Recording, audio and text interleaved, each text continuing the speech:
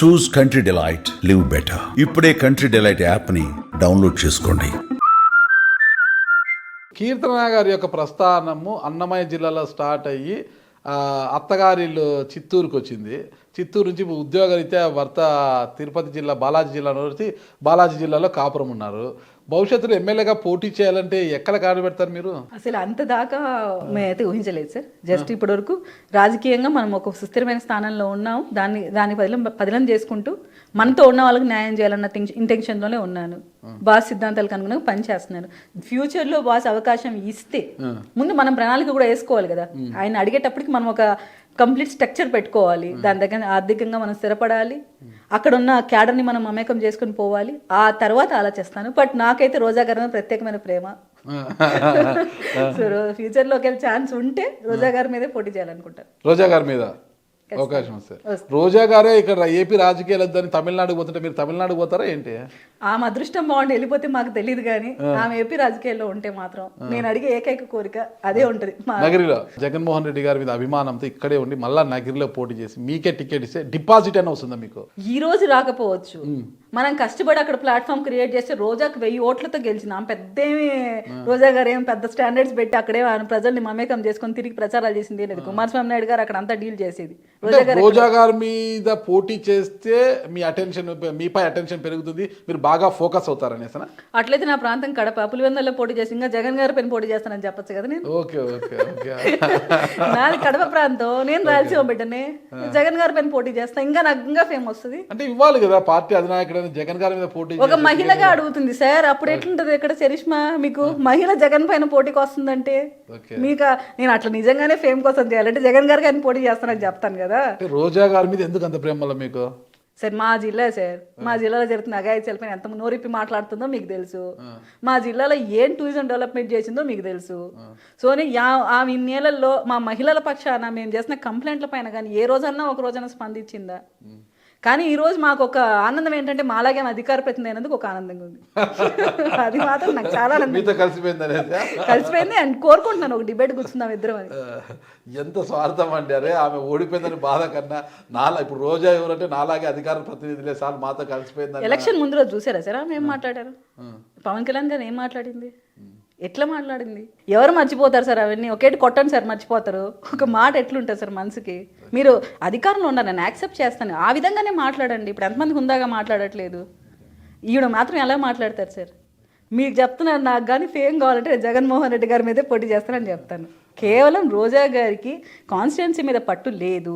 మీరు గమనిస్తే ఆమె ఇంటి ముందర రోడ్ లేదు. ఎన్నోసార్లు చెప్పాను ఈ మాట, ఆమె ఇంటి ముందర రోడ్ లేదు. అటువంటి ఆవిడ 1000 ఓట్లతో గెలిచింది. నేను ప్లాట్ఫామ్ క్రియేట్ చేసుకుని దానికి సంబంధించి అన్ని వనరులు ఏర్పాటైందంటే నేను వస్తానంటున్నాను. నేను అవకాశం వస్తే నగరం నుంచి పోటీ చేస్తాను ఖచ్చితంగా, భవిష్యత్తులో ఖచ్చితంగా.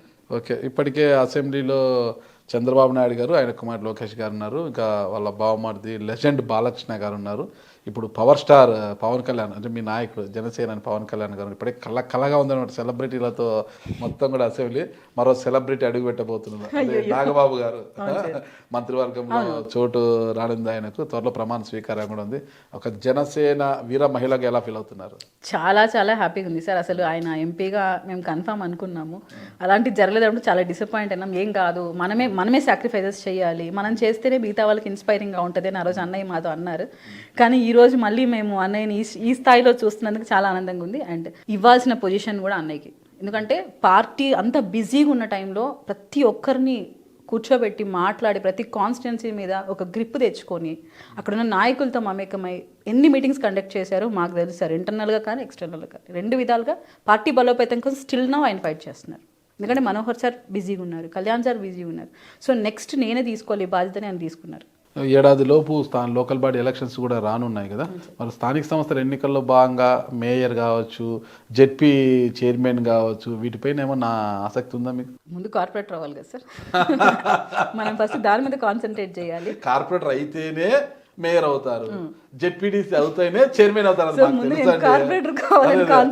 దాని మీద ఆసక్తి ఉంది అంటే కార్పొరేటర్ అయితే కావాలి. మీరు అంటే ఆసక్తి ఉందా ఆ పీఠంపై కూర్చోవాలని? అలా అయితే థింకింగ్ చేయట్లేదు సార్. జస్ట్ మాకు ఈ మంత్ ఎండింగ్ లోపల పొజిషన్స్ డిక్లరేషన్ ఉంది. సో పార్టీ పదవులు ఇప్పుడు ఆల్రెడీ ఉన్నారు కదా పార్టీ పదవులు అధికార ప్రతినిధిగా. అంటే పార్టీ పదవులు అంటే ఇంకా కొంచెం యాడ్ అవుతాయి, కొన్ని పదవులు కొంచెం ఫిల్ చేస్తారు. అలాగే ప్రభుత్వ పదవులు కూడా వస్తున్నాయి, అవి కూడా ఉన్నాయి. సంక్రాంతి లోపల లిస్ట్ ఉంది, అవన్నీ అవనివ్వండి. మొత్తం అన్ని ఫిల్ అయిన తర్వాత ఎవరు మిగులుతారో వాళ్ళు దానికి పోటీ పడినివ్వండి.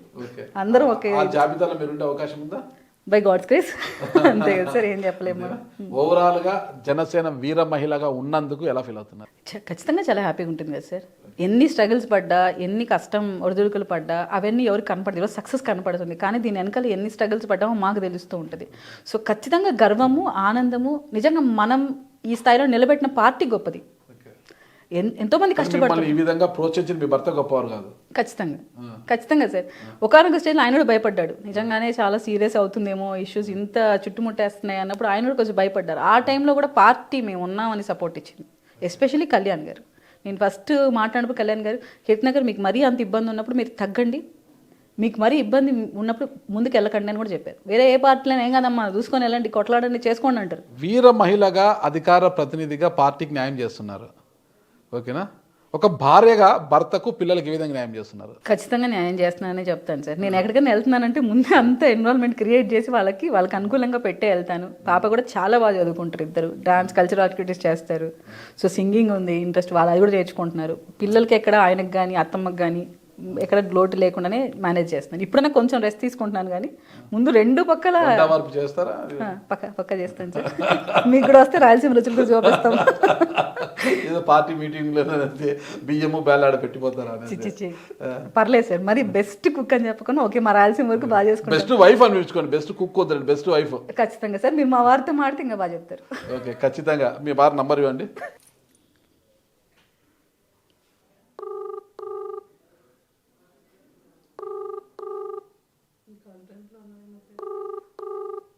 చూద్దాం, నంబర్ రింగ్ అవుతుంది.